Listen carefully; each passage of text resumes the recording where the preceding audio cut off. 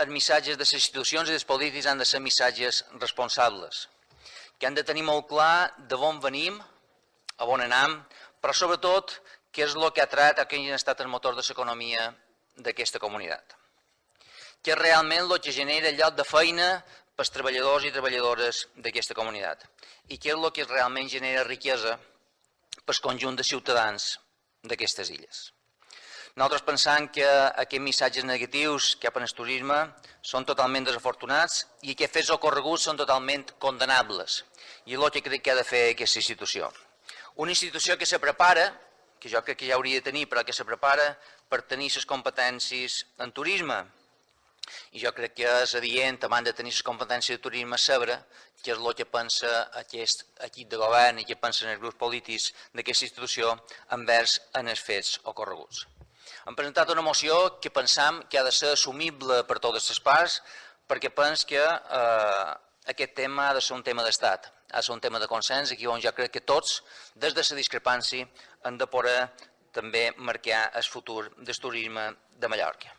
Jo crec que hauríem de sortir units, en aquest cas, d'aquesta institució, d'aquest plenari, i no més dividits. Els acords són molt simples. Declarar el nostre compromís a favor del turisme.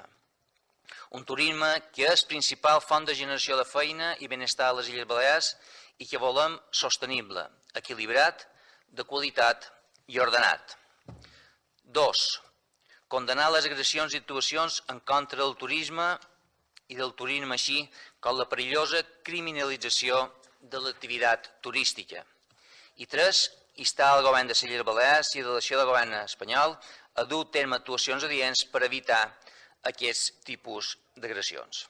A acceptar la voluntat majoritària de la societat i institucions illenques de disminuir el nombre de turistes. Això és el que ens presenten vostès avui.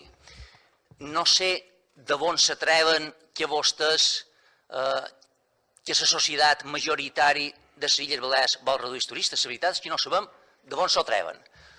Supos que vostès són els representants i només vostès representen a la societat de les Illes Balears.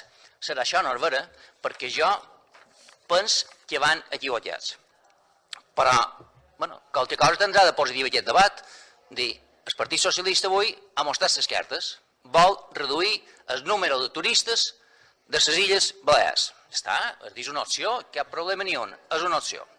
Però no vulguin que nosaltres canviem una moció que és senzilla, perquè a més vostès, el CUDI, l'han votat a favor, la mateixa. Vostès, a la Pobla, l'han votat a favor, la mateixa.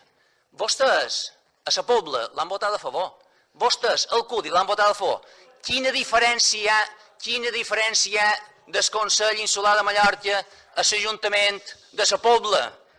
Vol que li digui, senyor Coll, quina diferència hi ha? Que a la Pobla no hi ha Podemos.